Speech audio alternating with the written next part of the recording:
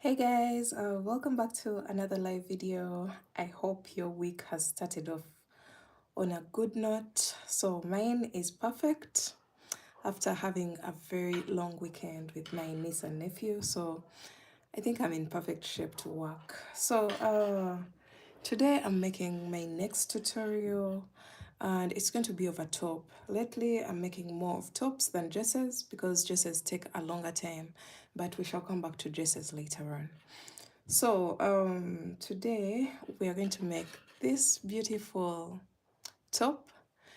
This is my next tutorial, so watch out for it. The reason why I decided that this will be my next tutorial is because the moment I posted a reel on my Instagram and so many people were giving very good feedback, it seemed like so many people loved the stitch. I was like, okay, I think this could be a very good tutorial for the people who are looking out to learn a new textured stitch. Some of you guys were even calling it the waffle stitch, but I don't think it's a waffle stitch because I know exactly what the waffle stitch looks like. And so many people are asking what's the name of the stitch, how do you make the texture and all that. And to be honest, I don't know the name of the stitch. I just tried out something new and this is what I came up with. And I feel like this is beautiful. The texture is everything, and it could also be a very rich texture for a cardigan, something cozy for winter, or a beanie. Maybe I should try something like that in that line. But yeah, that's basically it. That's what I'm working on, and I am currently working on straps at the moment. So straps take a longer time because I have to make them more sturdy and functional. You guys know I don't really like that plain strap or like the normal chain for a strap. So it's not something that I usually go for. Where is the beginning of the tutorial? This will be an upcoming tutorial. This will be my next tutorial, guys. It's not yet a tutorial, but I'm just giving you an update of what I'm working on currently and just to give you an insight of what to expect next. This will be my next tutorial, so watch out for it. It will be out tomorrow at 6 p.m. East African time. Usual time, it will premiere on my channel tomorrow. So hopefully by the end of the day, I'll have finished and then I'll have to work on a pattern as well and then I'll publish it. Someone is saying I'm currently making two tops with my own pattern and I may publish when I get my own website. Oh, that's amazing. Good morning from Jamaica. Love your crochet tutorials. Thank you so much. I love making projects with textured stitches. Me too. But sometimes easy stitches I usually might go to because sometimes easy is even better. The simpler, the better. Good morning. So yeah, that's what I'm currently working on, and I'm just trying to make the strap sturdy so that it's just not a plain chain, and this can take a while, but trust me, it's worth it a million times. If you haven't been doing this and you've been making like plain chains for your straps, you should rethink your decision because this makes all the difference. You can see how the strap is as opposed to a plain chain. So just pick your choice. You can leave it as a plain chain or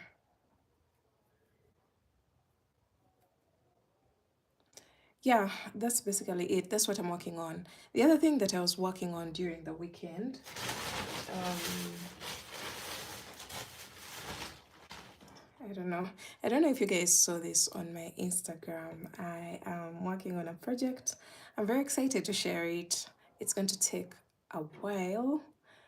Um, it's going to take a while to finish it, but I feel like it's just so amazing. The color is rich. The fabric is perfect. The stitch is perfect. So you guys can dictate what you would like to see out of this stitch. We already have a dress cover up using this particular stitch, and I'll be linking it in the description box for you guys, so that you can try out this stitch, yeah, and find out if it's for you or not. But this is going to be more beginner friendly because it's going to be worked in panels. And then for this pattern, I think I'll be also teaching how to increase, because if you can see this, there's some increases going on here to do the neckline shaping. I don't know if that's something that you guys would like to learn. You can see how the neckline shaping is. I'm trying to come up with a design that has a front tie something, because I've been getting so many requests from you guys saying you want a front tie version, something lacy. And yeah, of course I've tried out with the floral pattern, and it's still in progress. I put that project aside for a while, but now this just interested me because it works up really fast. So I decided to do this approach first, and then maybe I'll go back to the other one later on and give you that version as well. So many people don't like that closed up front side, but yeah, that's basically it. This is one of the front panels. Then I'll work on the sleeve, and then I'll see how everything works out on one side before I start working on the opposite side, because basically the back panel is just a plain rectangle or square, whatever length that you would wish to try out. Yeah, that's another project that I'm working on. Hopefully the yarn can push me through the whole project, because I don't want to run out before I finish the project as well. Yeah, this is for this project. I'm going to just put it away, come back to it later on. A pant or a skirt set, yeah, that would be amazing actually. And I was also thinking of making so many people love the halter tank tops. I could make one using this particular stitch. What do you guys think? I think that would make a very good, and we can also turn it into a dress, because the dress that we have has a v-neck shaping, so we could try the halter tank shaping for a dress or something. I don't know yet. There's still a lot in my brain, but you guys can help me dictate what to make with that stitch. Are you using Trubu yarn for that? No, I'm not. I actually used Catania. I don't know if you guys know this yarn. If you can get a hold of it, it could make very beautiful lace patterns when it comes to crocheting. And it's the same exact that I used for some project. I think I unraveled it, unfortunately, but it's one of my favorites when it comes to summer cover-ups, especially mesh or lace. This one, and I think there's another brand. Let me see if I can get it. Let me see. Catania.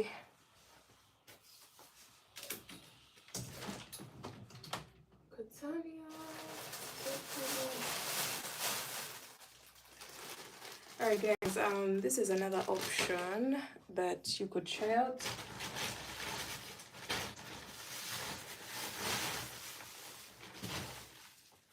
Let me give you the two options for the lacy patterns.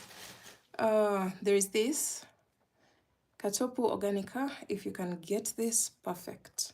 The only challenge with these balls, they're really tiny, so literally you have to have like almost 5 balls to complete a project, or 7, or sometimes even a full pack.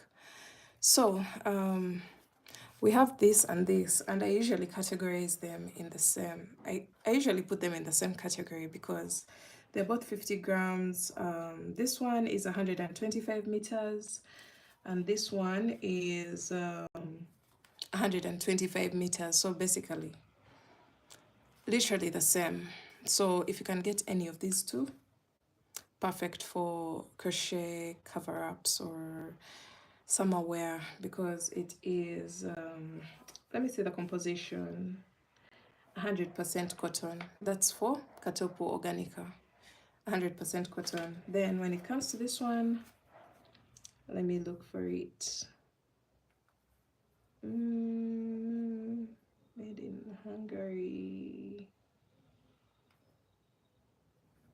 I'm trying to figure out the composition of the yarn, but I'm sure it's 100% cotton because I swear it's the same exact feel. When it comes to trying to work with it, it is just perfect. I just got a lot of this and I have been able to use it for different projects. Then there is Alize Diva. It's so nice for lacy projects. I don't know if I have any Alize Diva here. I don't know. Let me see if I can get it so that we compare these to Alize Diva. And let's stick to um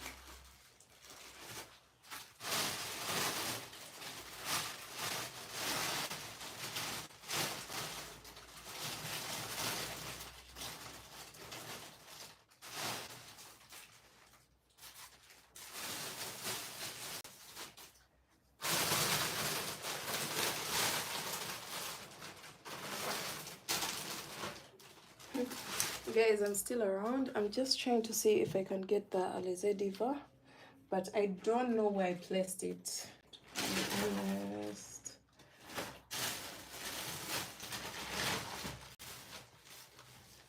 I don't think I know where I placed it, but maybe in my next live video, I'll make sure I compare the... I haven't yet used it. I bought it, but I think I found it on a very small side. It was really tiny, so it's not something that I wish to use. I usually love any yarn that recommends between a 3.5 to a 4 or a 2 to a 4 so that I can use the bigger hook, which is a 4. So good morning. I just started crocheting. You look so neat. Great work. Thank you so much. Yeah, so I don't think I have it, but then we also have this yarn that I'm using to create the Zella set. I don't know if you know the Zella dress. We have a Zella set coming up. I'm in the process of working on it. And it's a V-neck version with a matching skirt. So this yarn here is the same exact yarn that we used for the Viva Tank. Look at this. The Viva Tank is Viva Tank top or the Viva dress, the full coverage dress. This is the same exact yarn. So this is Flores yarn, and it has been one of my favorites lately because it's really cheap. That's one. It's accessible, and then I just feel like I can use up to a 4mm crochet hook, so which is really cool. And yeah, so the fact that I can use it for wearables and it has a perfect stretch. Guys, look at this. Look at that. Look at this. So when it comes to wearables, this is one brand that I really recommend because its stretch is just so beautiful. When it comes to wearables, I don't usually use 100% cotton when it comes to these pieces that I need to stretch. For example, shirts, pants, that someone, like I usually make a smaller size, then I want it to stretch to the person's body size. So for those ones, I usually go for these types of yarn that give room for stretch, so that when it comes to the body, it just does the shaping according to the person's body. So those are some of the yarns that I recommend. But now for the tutorial that we are going to get next, I am using Marina Double Knit, and it's an acrylic yarn. So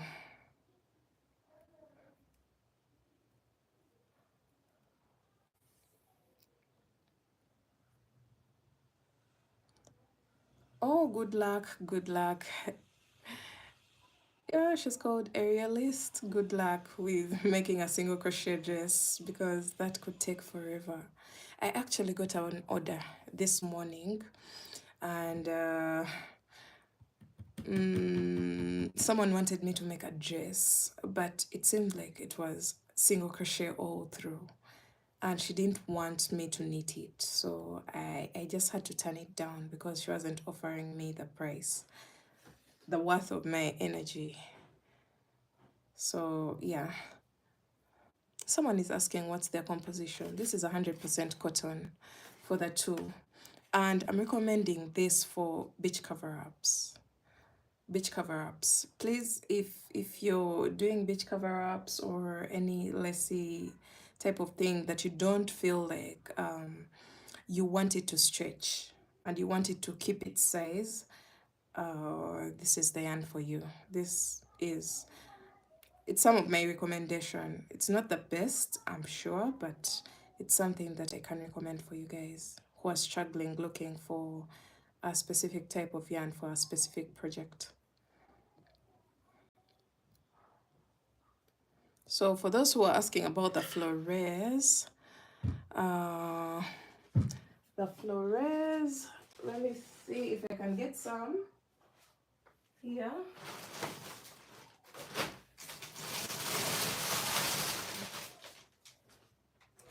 This is the flores yarn that I was talking about. For those who want something a bit stretchy, that when you work with it, you get a perfect stretch for your project.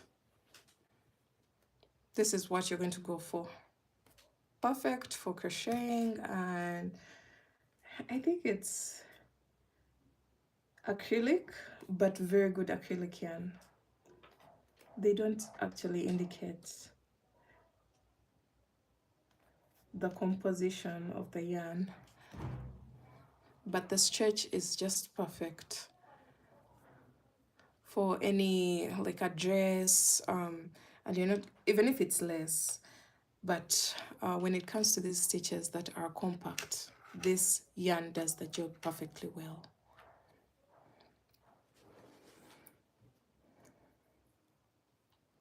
So those are some of my best yarns at the moment, of course, plus Katopu, I think it's Katopu Baby Natural Cotton. That's one of my favorites. Alize Cotton Gold, that's also another one. I usually compare Alize Cotton Gold to this flores yarn. The feel is almost exactly the same, just that when it comes to Alize Cotton Gold, it usually gets stuck on my hook. Somehow I can't pick up speed when working with that. So that's one downside of Alize Cotton Gold, but for the most part, it's just perfectly fine.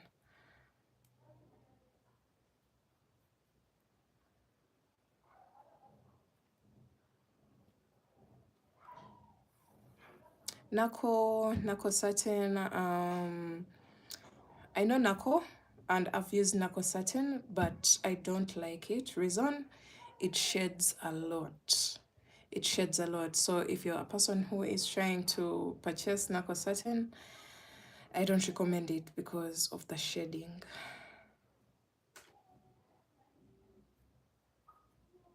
But it makes very beautiful projects. However, if you don't mind that bushy feel on your fabric, then you can go for it. But I'm sure Nako has different types. So you may not buy Nako Satin and then you find another Nako something, but that is much better than Nako Satin. Do you have any pros and cons starting a crochet website? I need some advice. Just something that you have to watch out for. Like, don't put your hopes so high. Like, sometimes when we are getting into the crochet journey or the crochet business, we hope that whatever we make will be sold off. Up to today, I make projects that are not sold off. So I don't think my approach is more like selling off pieces. I'm more like of a designer who comes up with designs and sell them off as designs, as PDF patterns. So sometimes not everything you're going to make is going to be sold off. Maybe in your country, if people really understand the crochet part, but I've been able to sell off as well. But One thing I have to advise you is not to put your hopes so high. Like, if they don't buy it, it's actually fine. It's totally fine. You have to move on to the next project until you find something that your crowd relates to. If it's tops, maybe make more of the tops. If it's cover ups, then make more of those. But don't get discouraged.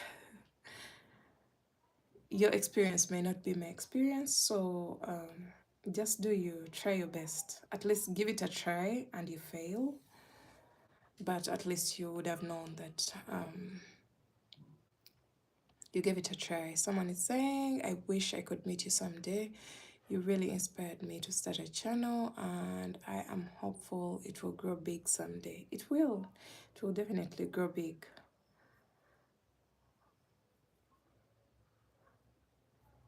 As long as you consistently post. I've been crocheting for a little over a year and I've sold 3 items. Lol. 3 items is good. So maybe if you make more of those items, maybe of course if the people buying your product are not family and friends, if it's something like the biggest boost is you getting commissioned by a stranger. That's the starting point. You can feel so like empowered. You feel like, yeah, this could go somewhere. How many projects do I make for each clothing piece for my first launch? I don't know, my dear. I don't know. I don't. I just prefer to make when people make orders. So I don't know. I really don't know. Maybe you could make five in like 3 different sizes. So those are 15 pieces. But the pieces that you decide to pick should be pieces that you're very sure people will relate to and actually buy. Otherwise, your time will be wasted.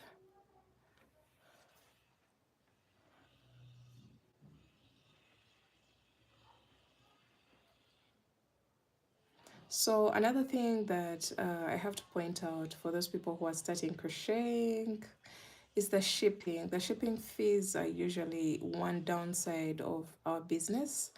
And sometimes you feel like the shipping fees are even higher than the actual price of the piece, which doesn't make sense to any client who wants to buy from you.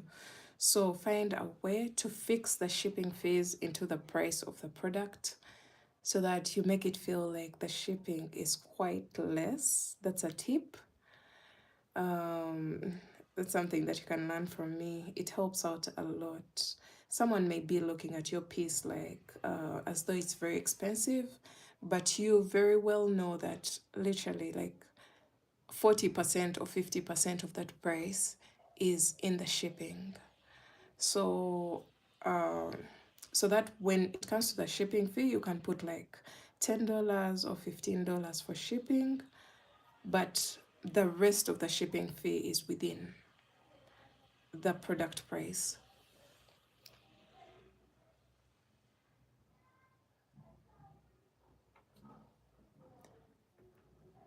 Yeah, it may take a while for them to get the product, but you indicate it on the site as well. So it's made to order, maybe 2 to 3 weeks to get the product, especially when shipping to Western countries. Yes, the shipping fees are quite high. In my country, if I'm shipping from US, it's usually about $52. Can you imagine? It is $52. Yes, it appears on the box, but you will have tried to. That is very explainable to your client once they buy. That's not cheating. That's literally like you can even tell them that you stepped in and topped up the shipping fees. So that's not anything to worry about. If they see the shipping fee was $52 and they paid $18, then trust me, no client will ever argue with you about that. They'll actually be very happy that they did ship with you and they may even come back.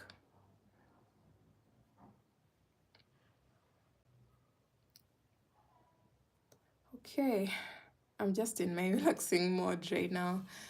Thank you for answering my questions. Sorry I had a lot. It's okay. It's okay. That's the use of my live. I'm able to answer questions that I'm not able to in my videos. So make sure you always make use of these live sessions. Okay, so I'm coming to the end of my strap. And now I have to get back on video. I just want to show you how the strap looks like for now. You can see how beautiful this is. Let's put this away. Enough of the yarn talk. So this is what the strap looks like, and this is what I was talking about. This is worth it a million times than just a plain chain that shows no effort or no final touch for your project. So yeah, for those who have just joined, this is our upcoming tutorial, and the texture is beautiful. It is a video from a reel on my Instagram that so many people are curious to know about. So I decided to turn it into a project that I will reveal in my next YouTube video. And hopefully you guys will be around when I premiere this video for you guys. And yeah, I hope you guys have yourselves a good week. And I will see you soon. Bye.